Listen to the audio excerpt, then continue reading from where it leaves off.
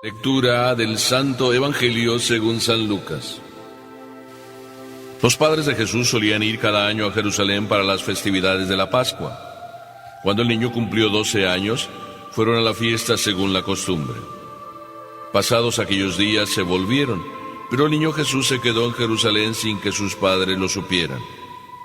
Creyendo que iba en la caravana, hicieron un día de camino. Entonces lo buscaron y al no encontrarlo, regresaron a Jerusalén en su busca. Al tercer día lo encontraron en el templo sentado en medio de los doctores, escuchándolos y haciéndoles preguntas. Todos los que lo oían se admiraban de su inteligencia y de sus respuestas. Al verlo sus padres, se quedaron atónitos y su madre le dijo: «Hijo mío, ¿por qué te has portado así con nosotros? Tu padre y yo te hemos estado buscando llenos de angustia». Él les respondió: «¿Por qué me andaban buscando? ¿No sabían que debo ocuparme en las cosas de mi padre?». Ellos no entendieron la respuesta que les dio. Entonces volvió con ellos a Nazaret y siguió sujeto a su autoridad. Palabra del Señor. Gloria a ti, Señor Jesús.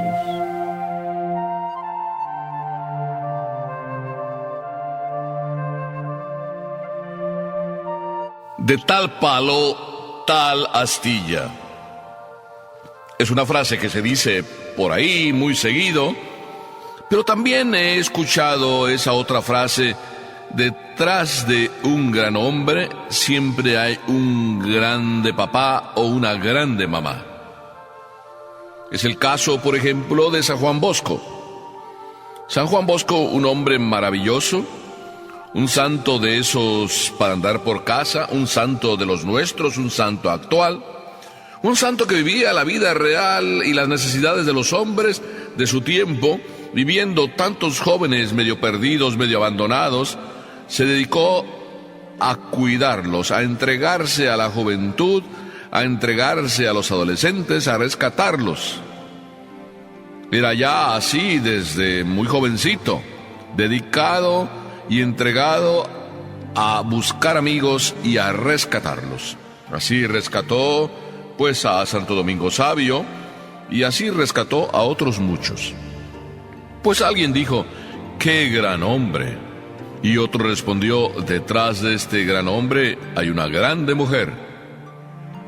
Esa era Mamá Margarita. Detrás de un hombre también hay un grande papá. Ese es el caso de Jesús. Detrás de él una grande mamá, la Virgen María, y detrás de él un grande papá, San José, a quien hoy estamos celebrando. Qué maravilla que ellos dos, papá y mamá, es decir, María y José, empiezan aquí a manifestarse como lo que son, unos grandes papás. Por eso este grande hijo, además de que era Dios. Grandes papás, porque el Evangelio de hoy así nos lo dice, como también San Lucas es siempre así, nada más dice las cosas como que no las quiere decir, pero las dice. Y dice que los papás no solo eran unos grandes cumplidores de la ley, sino además unos grandes testigos, lo que el mundo de hoy necesita.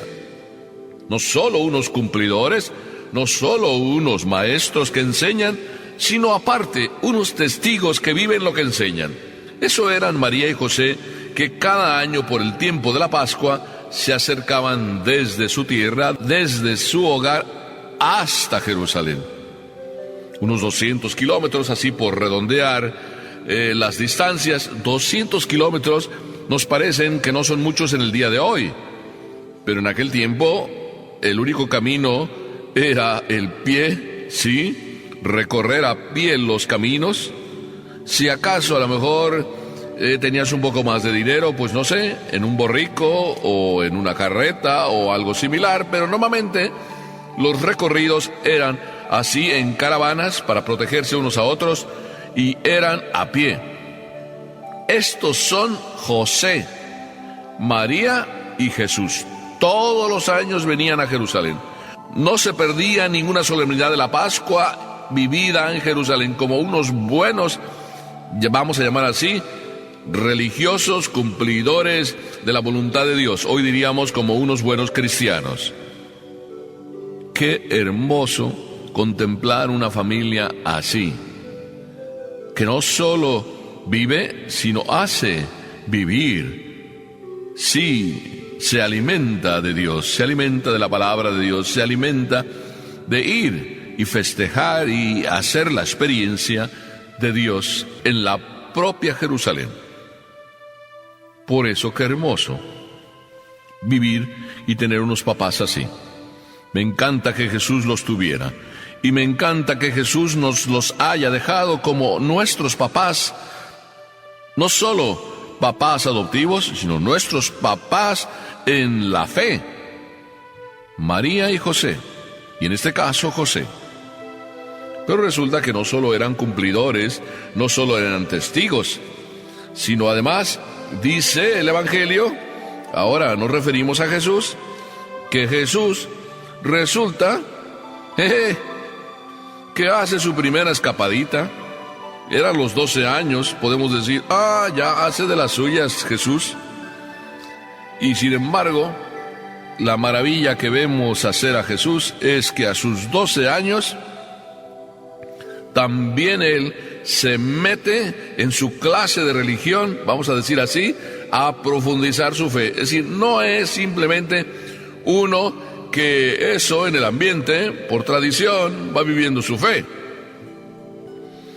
Él va ahí, como en aquel tiempo y hoy todavía, va a frecuentar la escuela donde los maestros ahí en Jerusalén enseñaban.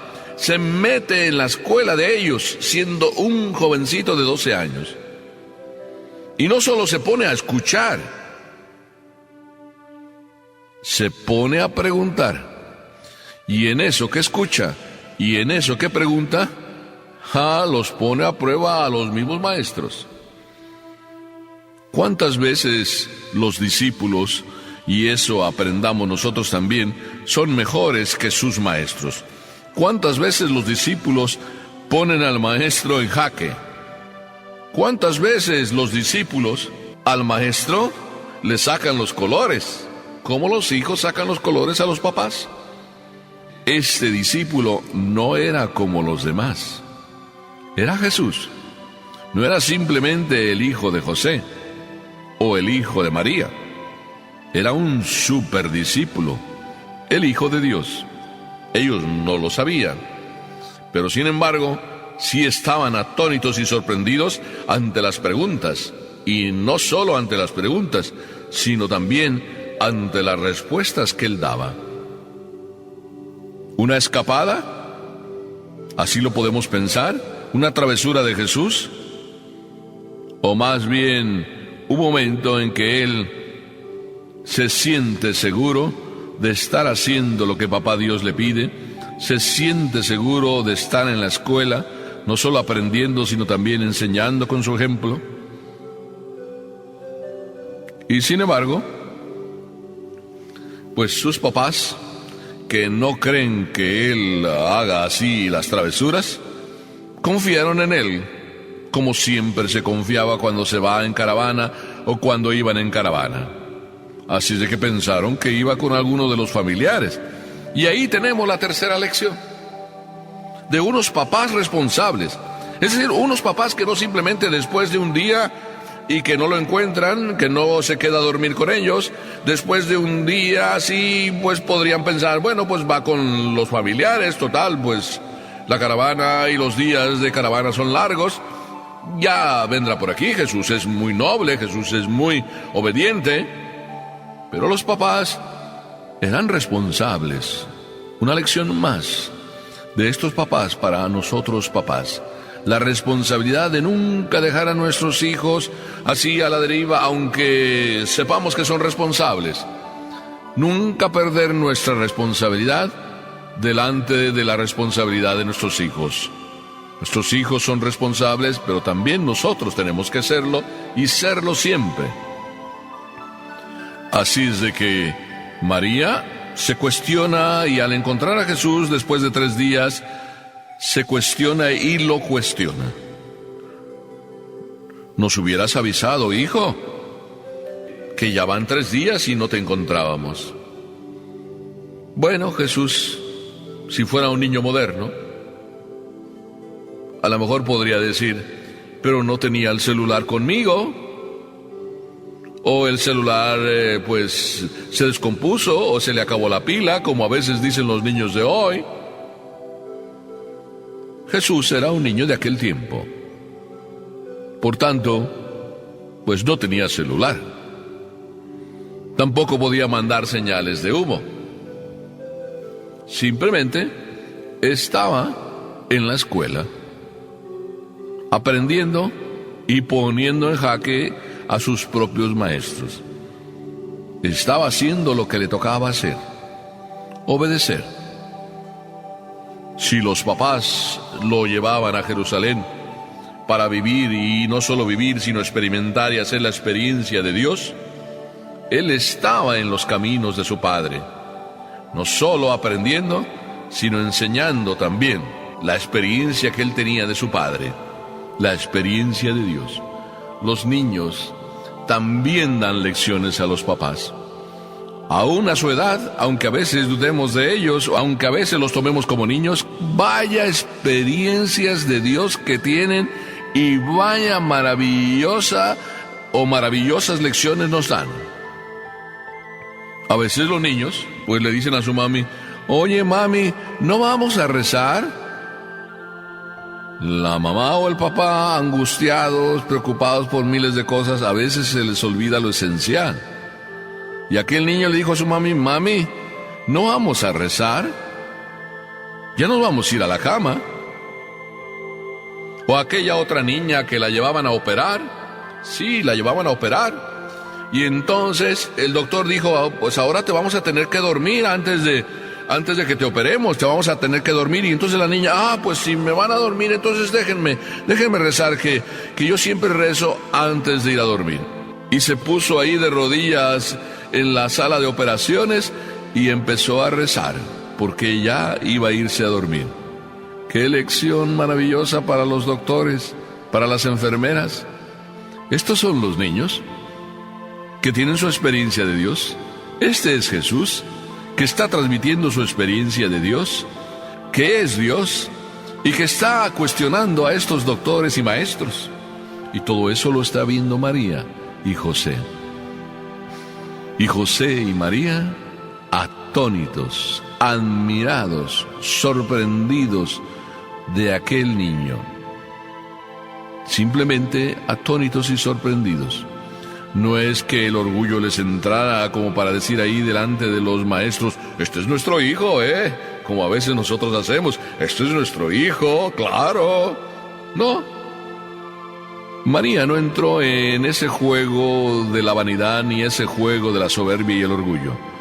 María simplemente en su sencillez, igual que José, le dijeron, hijo, pero ¿por qué haces eso con nosotros y nos dejas así sin avisarnos? Pero dio la respuesta del millón, la respuesta ejemplar. ¿Por qué me andan buscando? ¿No saben que debo ocuparme en las cosas de mi Padre? Casi podíamos decir, si fuera un niño rebelde como a veces lo somos nosotros, Jesús quizá hubiera respondido, ¿pero ustedes tienen la culpa? Ustedes me han dicho que esto es muy importante, estar en las cosas de Dios. Aquí me quedé haciendo las cosas de Papá Dios. Inclusive si fuera muy rebelde Jesús, hubiera dicho, pero ustedes no me avisaron cuándo nos íbamos a regresar. Jesús simplemente dice, estoy en las cosas de mi Padre. ¿Ustedes no sabían que debo estar ahí? Y María, en su sencillez también, y José, callaron. Y ese silencio de María, silencio meditativo, qué ejemplo de mamá. Ese silencio de José también, qué ejemplo de papá. Llevó a Jesús a lo que tenía que hacer y a lo que siempre hizo Jesús, obedecer. José y María, obedientes, responsables. Jesús, obediente y responsable, de tal palo, tal astilla. Qué hermoso que Jesús regrese a Nazaret y que siga sujeto a ellos, para enseñarnos que eso es lo más importante, y que si se trata de hacer la voluntad de Dios, hacerla bien. Y si se trata de estar en la casa, calladito, oculto, como lo estuvo en el silencio de Nazaret, ahí se está bien, porque cuando se está con Dios y haciendo lo que Dios nos pide, siempre se está bien. Y ahí Nazaret volvió, y como dice el Evangelio, estaba sujeto, pero ahí Nazaret no solo había un ejemplo de obediencia, sino había un ejemplo de verdadera experiencia de Dios. Lección para nosotros. Nada de rebeldía, al contrario. En el amor lo mejor es obedecer. En el amor a Dios lo mejor es ser humilde. En el amor a Dios de un José, papá maravilloso, y de una María, mamá maravillosa, en ese camino de obediencia nace un Jesús también lleno de obediencia. Que los que así vivamos en Dios siempre nos enriquezca el obedecer y nos parezcamos más a Jesús, a María y a José.